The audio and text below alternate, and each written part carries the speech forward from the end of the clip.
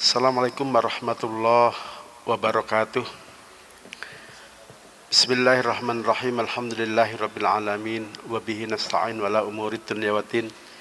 Wassalatu wassalamu ala rasulina Muhammadinil mab'uts rahmatan lil alamin. Amma ba'd.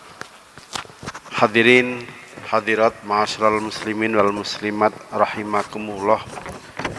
Mengawali pertemuan kita pada malam hari ini, marilah kita ungkapkan syukur kita kepada Allah Subhanahu wa taala atas segala nikmat dan karunia-Nya. Alhamdulillah kita bisa mengawali aktivitas pada malam hari ini dengan sama-sama melaksanakan salat maghrib berjamaah. Kita niat i'tikaf, nawaitul i'tikaf fi hadzal masjid.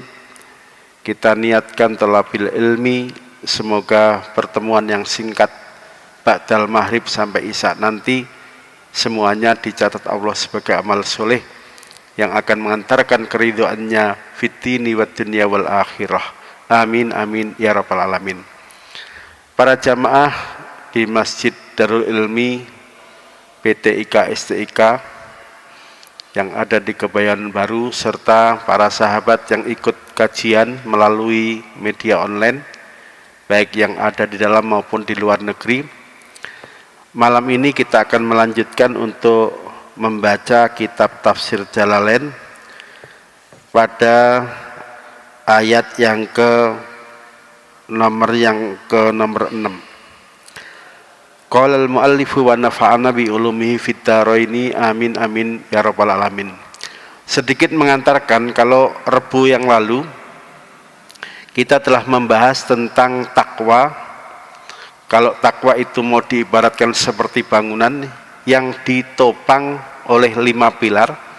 Di ayat nomor 1 sampai ayat nomor 5 surat Al-Baqarah, Allah menjelaskan secara rinci. Jadi kalau takwa itu diibaratkan bangunan, dia ditopang oleh paling tidak 5 pilar, sehingga kalau 5 pilar ini ada, maka takwa ini akan menjadi bangunan yang kokoh, bangunan yang tidak mudah runtuh atau mudah goyah. Nah, apa bangunan takwa yang disebut di awal surat Al-Baqarah, surat nomor 2? Pilar pertama yang menopang bangunan ketakwaan itu adalah yu'minuna bil ghaibi. Kita harus mengimani hal-hal yang gaib. Kemarin sudah saya jelaskan, gaib itu dibagi 2, ada gaib mutlak. Gaib mutlak itu contohnya hanya 1. Hal-hal menyangkut kegaiban Allah, itu gaibnya mutlak. Sampai kapanpun manusia tidak bisa mengetahui secara pasti hakikatnya zat Allah itu. Kemudian ada gaib nisbi. Gaib nisbi itu artinya sesuatu yang masih menjadi misteri bagi orang yang belum tahu. Bagi yang pernah lihat atau pernah berada di dalamnya, maka gaib nisbi ini tidak gaib lagi bagi orang itu. Contoh gaib yang nisbi misalnya tentang gaibnya surga, gaibnya neraka, gaibnya alam barzah, gaibnya siratal mustaqim, gaibnya sidratul muntaha. Tapi kalau ada nabi, misalnya ada rasul yang pernah tinggal di surga, maka surga bagi nabi ini enggak gaib lagi. Bagi Nabi Muhammad surga enggak gaib lagi, karena nabi pernah diperlihatkan. Sementara kita manusia yang belum pernah mati dan belum pernah berada di surga, maka surga itu bagi orang itu hukumnya gaib. Jadi gaib itu sebagai pilar penopang bangunan takwa. Sekali lagi ada 2 macam, ada gaib mutlak, ada gaib nisbi. Berikutnya, yang menopang bangunan ketakwaan kita di hadapan Allah adalah wa yuqimunas sholata.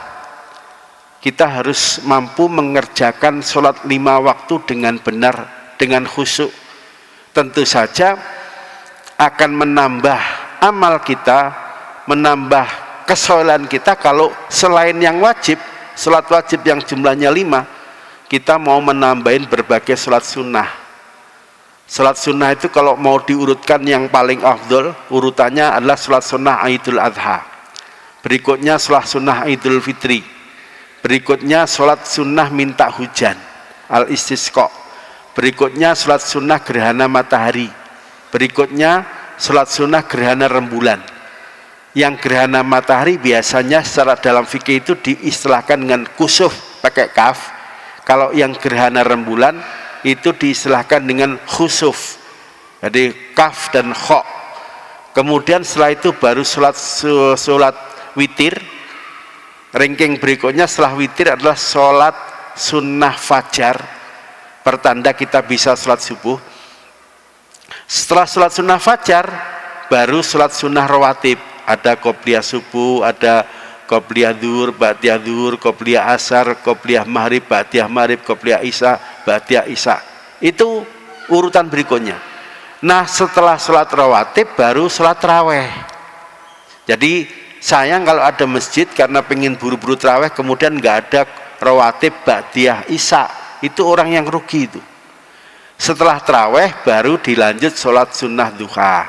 Setelah duha baru sholat sunnah tahiyatul masjid, baru sholat sunnah ba'dal wudhu, dan seterusnya. Itu urutan ranking keafdolan dari sholat sunnah, yang kalau ini bisa dikerjakan, sebagian ulama mengatakan kenapa kok kita masih mengerjakan yang sunnah, toh sudah mengerjakan yang wajib. Dijawab, fungsi sholat sunnah itu untuk nambal, barangkali rapot sholat wajib kita ini dianggap ada yang masih merah. Bayangkan kalau orang itu sholat wajibnya dipandang kurang sempurna, kemudian blas nggak pernah mengerjakan sholat sunnah, berarti orang ini nggak ada peluang untuk menutupi nilai merah dari sholat fardu yang dilakukan. Maka biasakan, jangan tinggalin yang sunnah meskipun itu sunnah.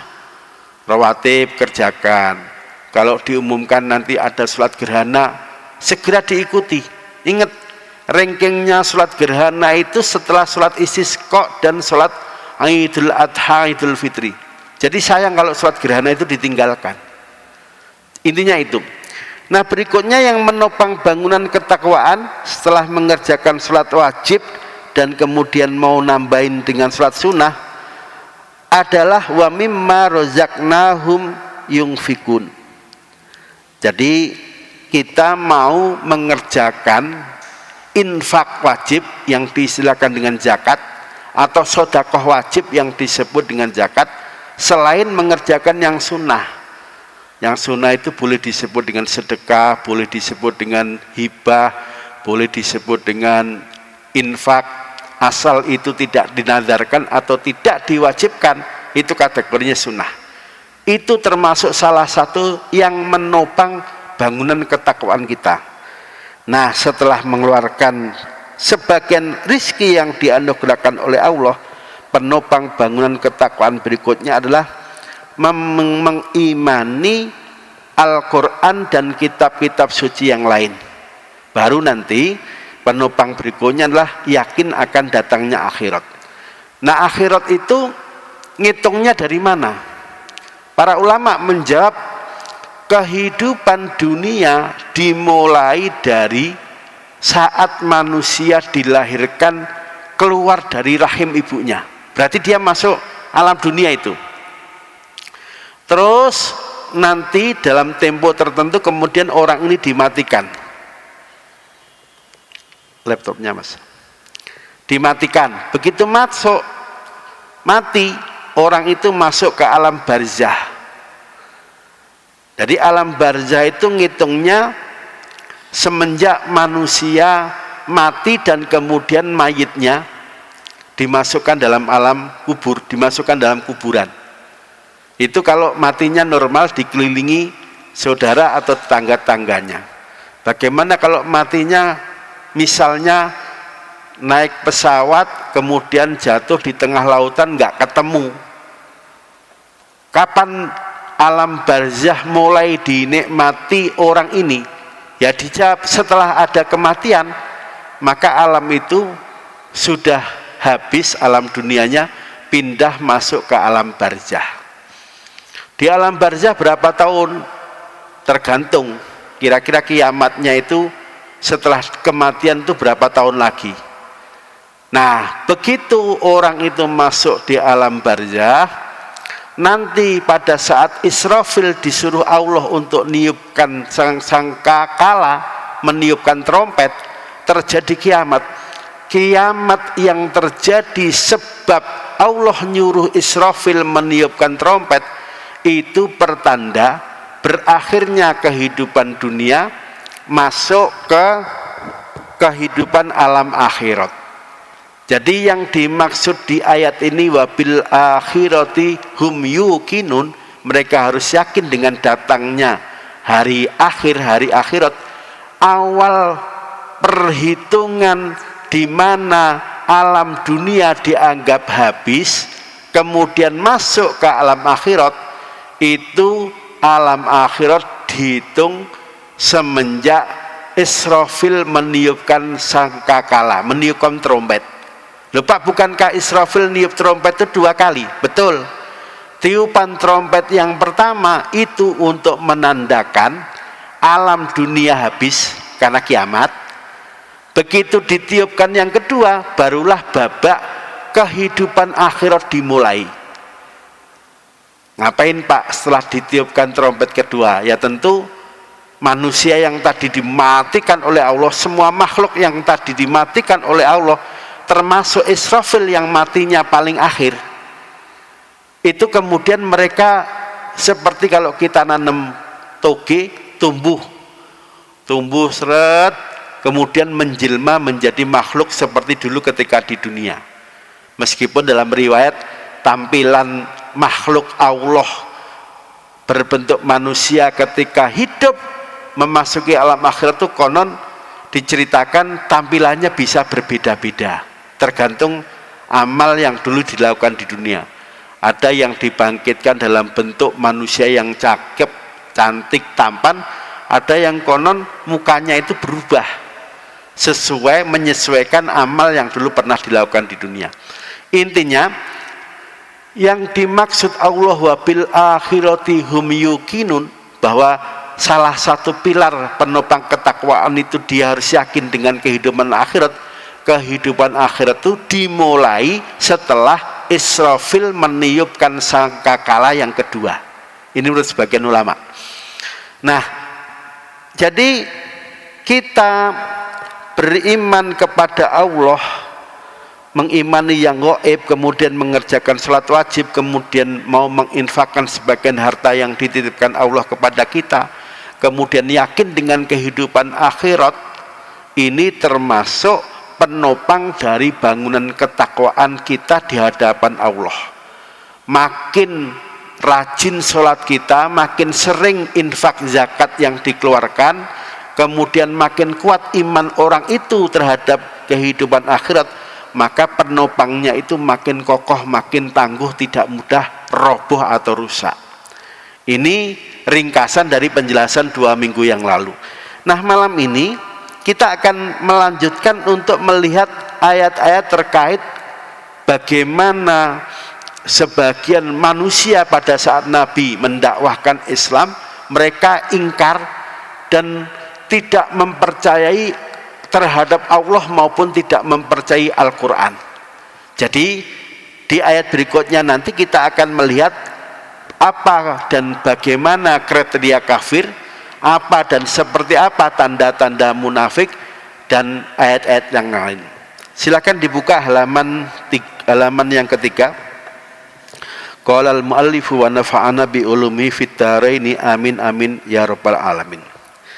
Innal ladzina kafaru, innal ladzina, sungguhnya orang-orang kafaru yang kufur sapa alladzina, yang ingkar sapa alladzina ka Abi Jahlin, seperti Abi Jahal, wa Abilahabin dan Abilahab, wa nahwihima, dan yang semisal serupa dengan Abi Jahal dan Abilahab.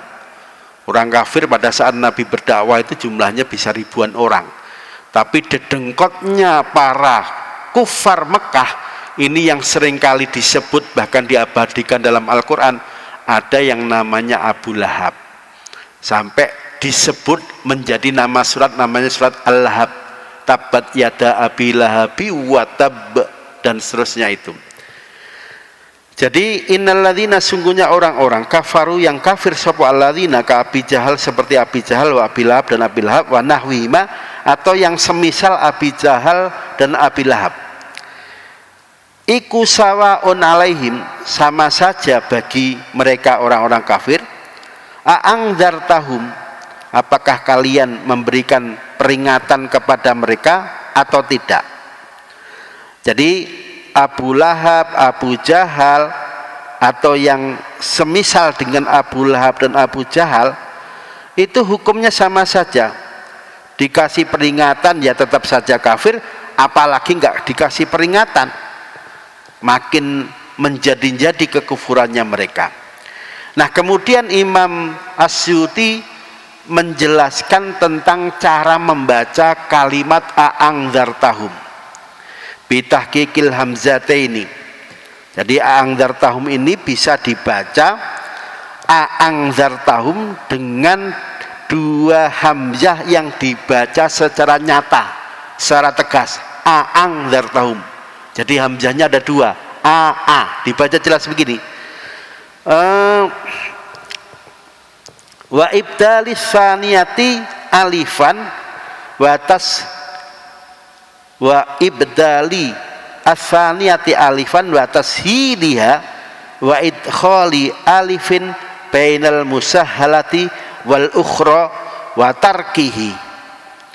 Jadi a'angdzartahum ini, kalimat ini boleh dibaca dengan bacaan yang tegas, dua hamzah itu. Boleh juga yang salah satu hamzah dimasukkan ke hamzah satunya dengan cara dibaca panjang dan dibaca mudah. Musahhalah itu artinya dibaca mudah. Caranya gimana? Satu hamzah dimatiin kemudian dimasukkan ke hamzah yang satu lagi, dibaca a'angdzartahum. Jadi dari sisi cara baca boleh dibaca a'angdzartahum.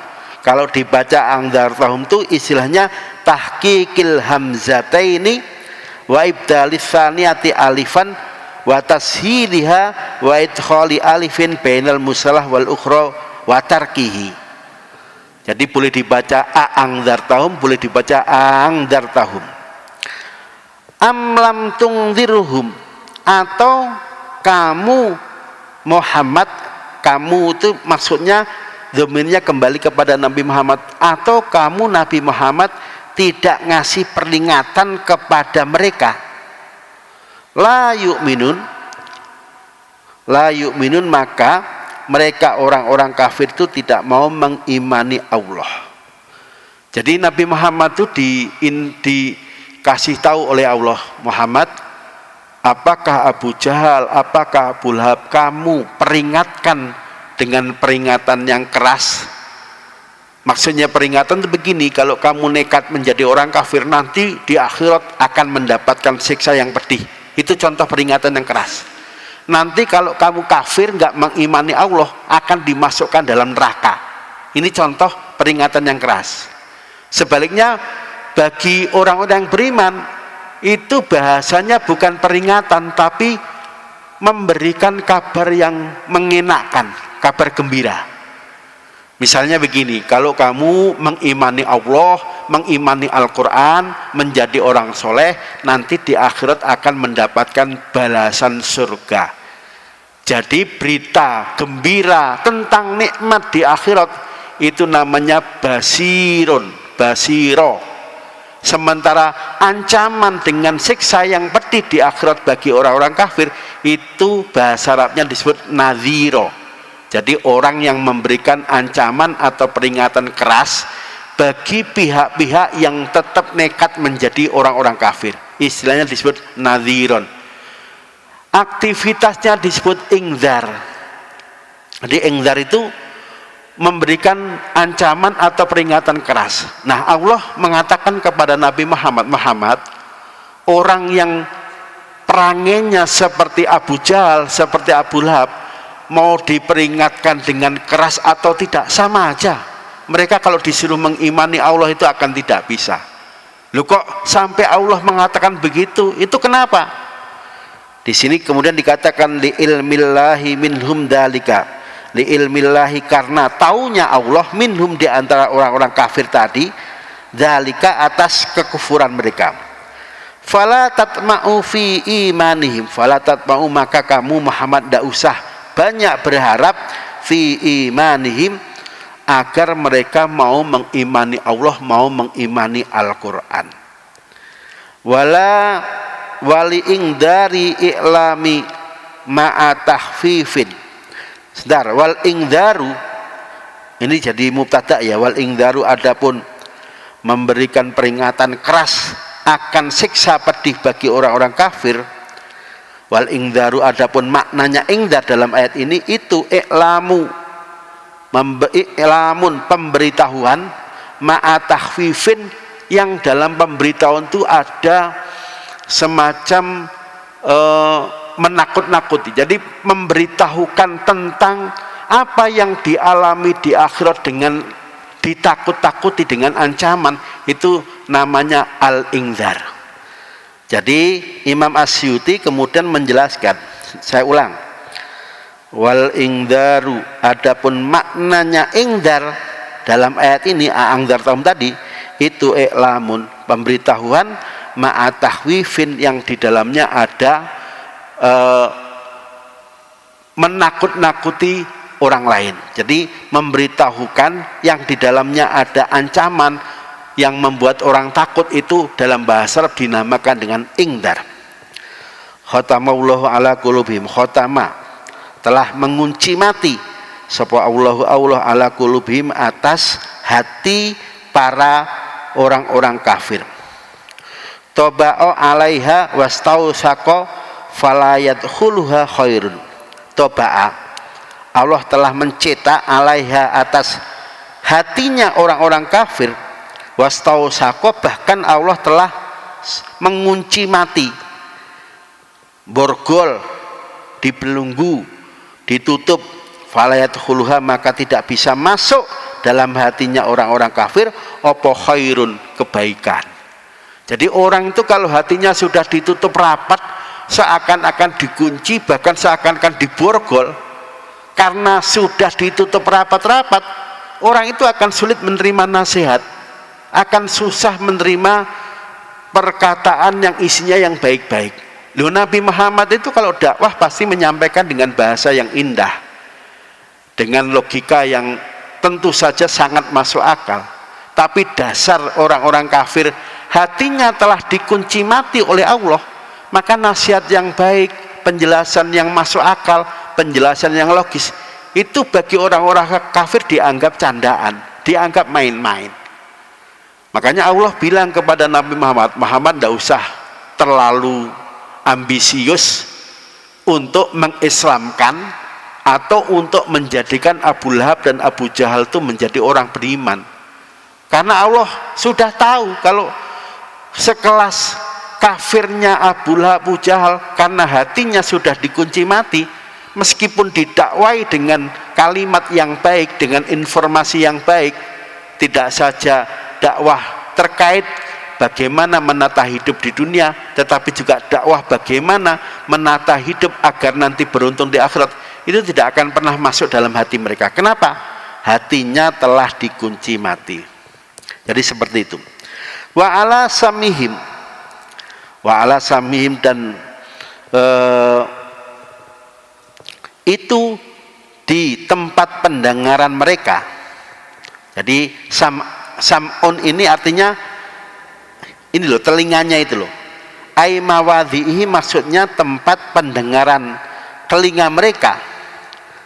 Wa ala samhim ai mawadhihi fala yantafiuna, maka orang-orang yang telinganya sudah ditutup rapat-rapat tidak bisa mengambil manfaat bima yasma'unahu, bima terhadap semua informasi, yasma'unahu yang mereka dengarkan informasi tadi, tentu informasi minal haqqi yang baik-baik. Jadi orang itu kalau hatinya sudah ditutup rapat, pendengarannya sudah dikunci, pasti Nabi baca Quran, telinganya nggak dengar. Orang lain memberikan nasihat yang baik, orang itu nggak mau ngikut. Kalau kita punya teman dinasihati yang baik-baik, nggak pernah mau menjalankan, berarti itu telinga sudah dikunci mati, itu tertutup rapat. Sebaliknya kalau ada teman kita nasihati, nasihat itu dijalankan dengan benar, berarti telinga orang itu dalam posisi terbuka, tidak terkunci mati, sehingga dia bisa mendengarkan nasihat baik kita. Wa ala absorihim gisawah, wa ala absorihim, dan itu dalam penglihatan orang-orang kafir gisawatun utawi ada penutup. Jadi orang kafir itu sudah hatinya dikunci mati, pendengarannya tertutup rapat, matanya juga begitu, seakan-akan ada penghalang.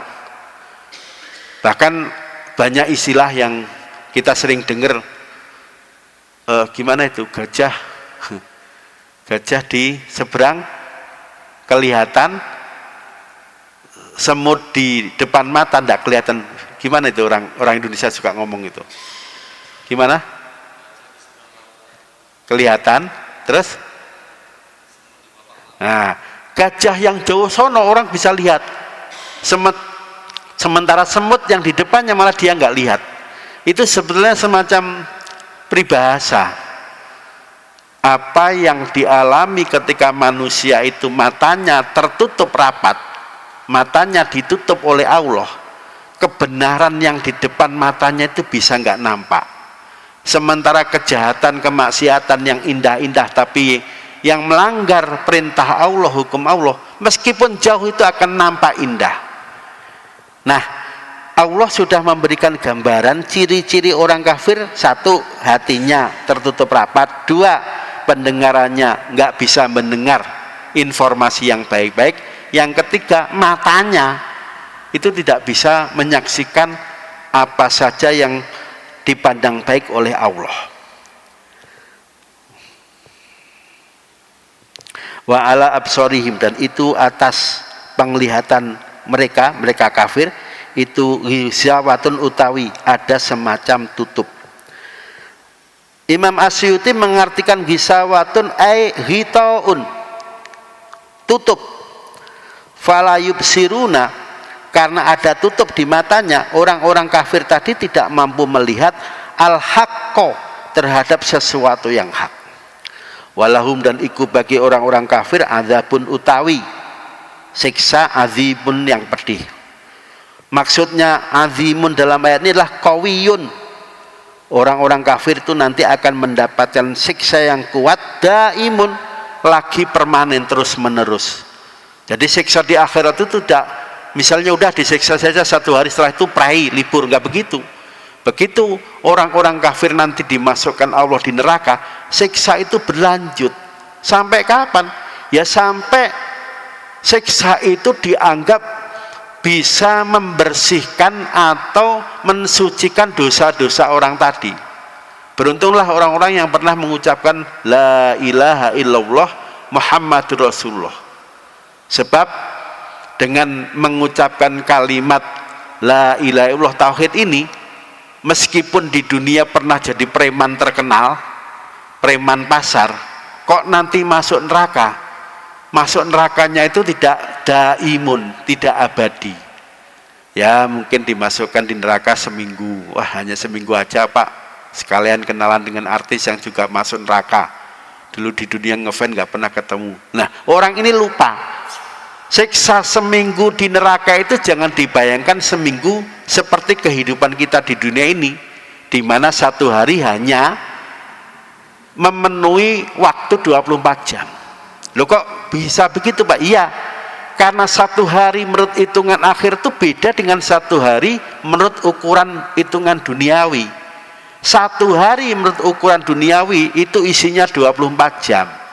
Tapi kalau satu hari dalam hitungan akhirat itu hitungannya fi yaumin kana miqdaruhu alfa sanatin mimma ta'uddun.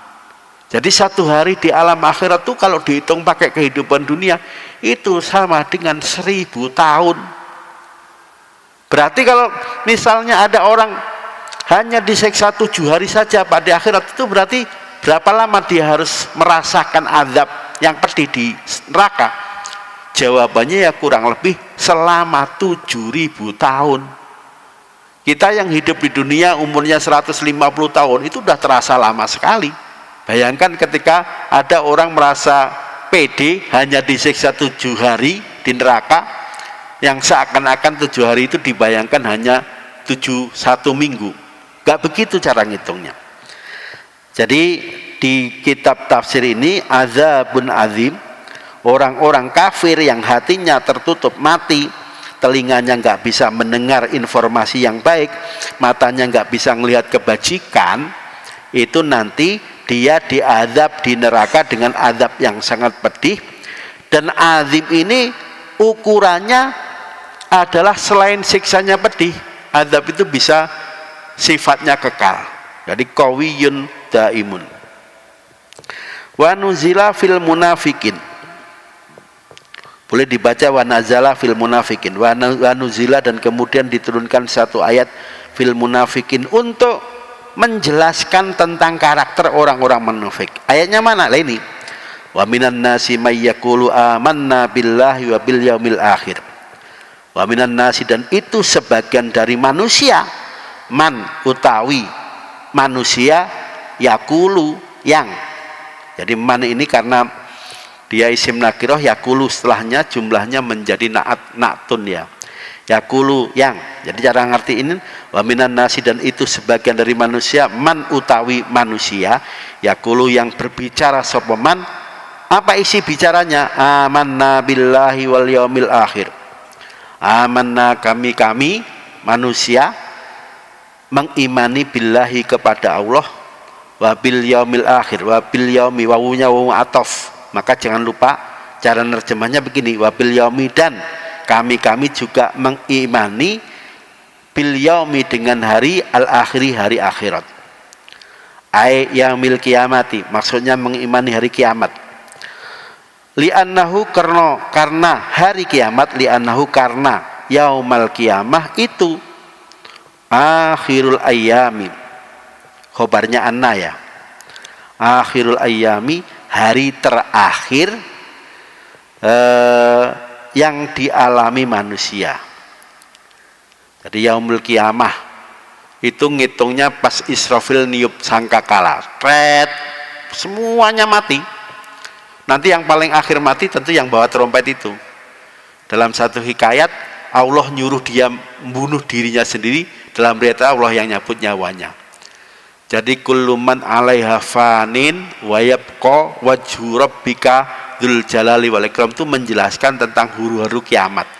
Jadi nanti pas kiamat datang, semua makhluk itu hanya sesuatu yang diciptakan oleh Allah, fan, semuanya rusak, semuanya binasa, yang punya nyawa ya mati.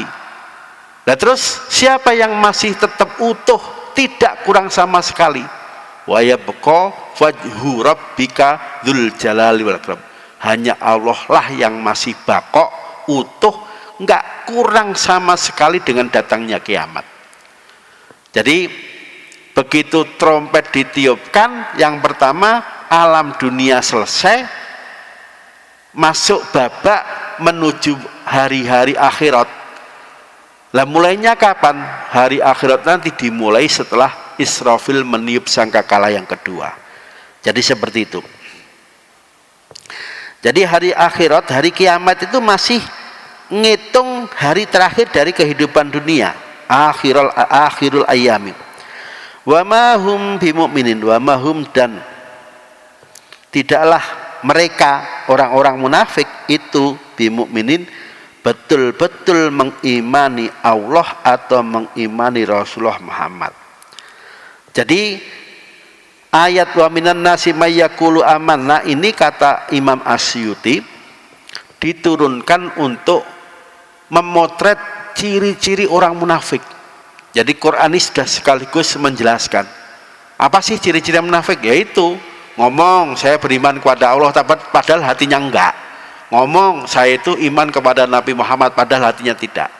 Dan nanti Nabi Muhammad secara khusus dalam hadisnya beliau mengatakan begitu, ayatul munafiki salasah, tanda-tanda seseorang itu pantas disebut munafik, tandanya ada 3.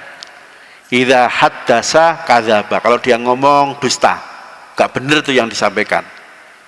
Jadi orang-orang yang suka membuat berita hoax yang melakukan orang Islam, padahal yang disampaikan itu nggak benar, apalagi isinya fitnah, itu sudah cukup untuk menilai bahwa pembuat berita hoax itu orang munafik. Karena sudah memenuhi syarat itu. Tanda pertama tadi, idza hadasa kadzaba. Ciri yang kedua, wa idza tumina khona. Kalau dipercaya khianat. Dah, kamu tak percaya, jadi menteri, jadi gubernur, jadi bupati, khianat. Dana bansos malah dialirkan untuk kepentingan diri atau keluarganya. Khianat namanya itu. Berarti pemimpin yang khianat, yang korupsi, yang tidak amanah termasuk munafik. Betul. Seperti apa yang dijelaskan Nabi. Jadi ciri munafik yang kedua itu wa idza tumina khona, dipercaya khianat. Berikutnya wa idza wa'ada ahlafa, kalau dia janji suka mangkir. Coba lihat itu, setiap pemilu di mana-mana di pohon itu ditempelin poster. Paling ngaku, paling jujur, paling amanah, paling sosial, paling perhatian kepada rakyat. Begitu jadi lupa dengan janji-janji yang disampaikan pada saat kampanye. Terus gimana Pak hukumnya kalau ada calon legislator atau calon bupati, calon gubernur dulu pada waktu kampanye janjinya sedabrek banyak banget, tapi begitu sudah dilantik jadi bupati, jadi gubernur lupa dengan janji-janji yang disampaikan pada saat kampanye. Itu apakah bisa disebut munafik? Bisa. Jadi orang-orang yang mengingkari janjinya, yang lupa dengan apa yang pernah dijanjikan kepada konstituensinya, kepada rakyatnya, itu bisa menyebabkan mereka dijuluki sebagai orang-orang munafik. Jadi di ayat ini Allah baru cerita contoh orang munafik itu kalau dia bilang aku percaya kepada Allah loh, tapi setelah balik orang Islam nggak ada, bilang ke temennya enggak, tadi aku pura-pura kok bohong, aku itu seperti kamu masih nyembah berhala itu, berhala ini. Nah, itu berarti orang-orang munafik. Nah, dengan demikian di sini Imam Asyuti menjelaskan tentang ayat yang menceritakan ciri-ciri orang munafik. Jadi wa minan nasi may yaqulu amanna billahi wa bil yaumil akhir, ini ayat khusus diturunkan untuk memotret bagaimana karakter orang munafik. Saya kira kita selesaikan sampai di sini dulu karena ayat berikutnya penjelasannya agak panjang. Barangkali ada yang ingin bertanya atau komentar dari penjelasan tadi, saya persilahkan. Siapa yang mau nanya? Nanti di ayat berikutnya kita akan menjelaskan ayat yukhadi'una Allaha walladzina amanu wa ma yahta'una illa anfusahum. Ini nanti yang akan kita jelaskan pada pertemuan Rebu yang akan datang. Masih ada waktu kurang lebih 3 menit, barangkali ada yang ingin komentar atau bertanya, saya persilahkan. Ada pertanyaan? Ya, silakan.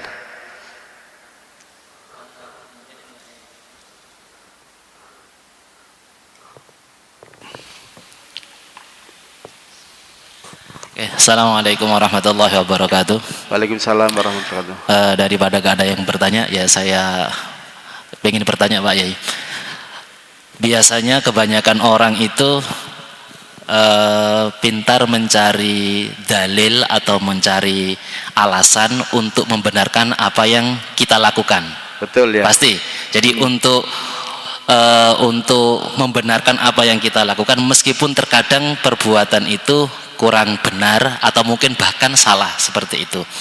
Nah, berkaitan dengan ini saya ingin bertanya tentang biasanya kita kalau kita mau janji sama orang, ini ada perbedaan versi ya. Kita sering banget memakai kata insya Allah. Itu kalau konteksnya orang Indonesia, insya Allahnya orang Indonesia itu rata-rata mayoritas tidak bermakna tidak. Beda dengan orang Arab. Jadi ketika orang Arab itu udah berkata insya Allah itu pasti iya.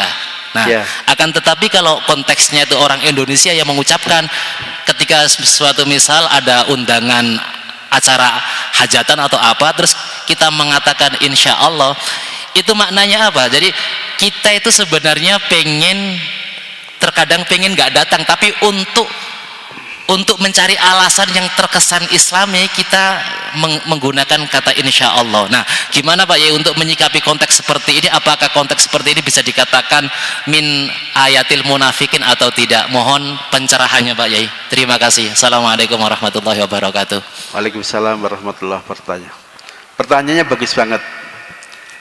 Tuntutan agama memang begitu. Kalau kita ingin melakukan sesuatu, konteksnya untuk memenuhi perintah atau ajakan orang lain, memang jawabnya insya Allah. Jangan dipastikan, oh ya saya pasti datang. Tuntutan agamanya begitu. Cuman dari aspek sosiologis, ternyata memaknai ungkapan insya Allah yang sebetulnya itu bagian dari ajaran agama, ternyata itu hanya sekedar basa-basi, dianggap alibi, yang sebetulnya orang itu nggak niat memenuhi ajakan orang lain.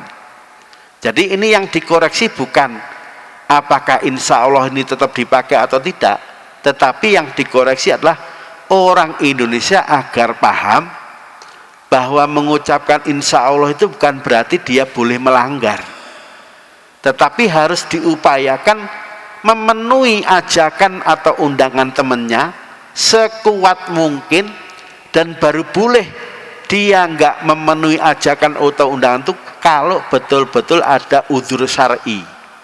Jadi mestinya seperti itu. Orang Arab dalam hal memenuhi insya Allah itu insya Allah mendekati jawaban wajib, iya datang. Tetapi sebaliknya orang Arab itu ada yang ngeremehin sumpah, jual beli hanya nilainya misalnya 5 real itu sampai sumpah, wallah ini barang bagus, padahal barangnya biasa-biasa saja. Jadi ada satu sisi orang Indonesia ngeremehin insya Allah, dianggap itu sesuatu yang boleh diabaikan. Sebaliknya ada perilaku orang Arab, dia sering sumpah untuk hal-hal yang remeh-remeh yang mestinya tidak perlu pakai sumpah. Nanti kalau Bapak Ibu misalnya haji atau umroh, itu biasa itu orang Arab jualan pakai sumpah, wallahi wallahi. Pernah nggak kita di Indonesia pergi ke Tanah Abang beli baju, pedagangnya sampai sumpah wallahi? Kan tidak pernah itu. Jadi sebaliknya orang Indonesia kalau ngucapin insya Allah itu dikira dia boleh saja melanggar atau kemudian tidak memenuhi apa yang menjadi undangan temannya. Sebaliknya kalau orang Arab dibilang nanti datang ya jam sore saya ngadain pesta, kalau dia jawab insya Allah itu dia akan berupaya untuk datang.